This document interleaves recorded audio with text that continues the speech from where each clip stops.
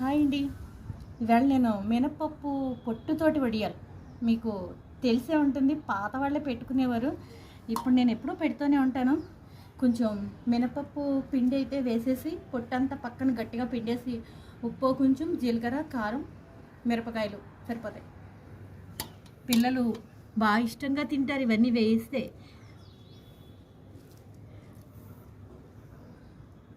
4 మొన్న చల్లమిరపకాయలు పెట్టాను కదండి, అవి ఇంకా ఎండుతోనే ఉన్నాయి. వేసవికాలం వచ్చిందంటే ఇంక నాకు చింతకాయ పచ్చడి, ఉసిరికాయ పచ్చడి, ఈ వడియాలు, మిరపకాయలు, మాగాయి, ఆవకాయ ఇవన్నీ కామనండి. పైన ఎండ చూస్తే బీభత్సంగా ఉంది. తప్పదు కదా. ఇదిగోండి వడియాలు అయితే అయిపోయాయి. ఇప్పుడు ఈ గుమ్మిడి గింజలు నేను దేన్ని పెడతాను తెలుసండి. బయట అయితే చుట్టూ మాకు చెట్లేనండి, ఉడతలు వస్తూ ఉంటాయి. పాపం ఏదో ఫుడ్, బిస్కెట్స్, కేకులు మా పిల్లలు అన్నీ పెడుతూనే ఉంటారు. ఆ విధంగా అలవాటు పడ్డాయి. ఇవైతే గుమ్మడికాయ గింజలు ఇష్టంగా తింటాయి. ఇంకాను అంటే వడియాలు పెడితే వడియాలు అవి పట్టుకెళ్ళిపోకుండా కూడా నేను పెడుతూనే ఉంటాను. పాడేసే కన్నా ఏవోటి తింటాయి కదా. పక్షులకి కూడా కొంచెం వాటర్ అది కూడా పెడుతూ ఉండండి. ప్లస్ ఇవి అయితే నేను ఉడతలకేనండి.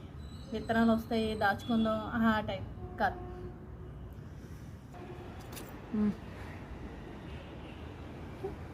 ఈ విధంగా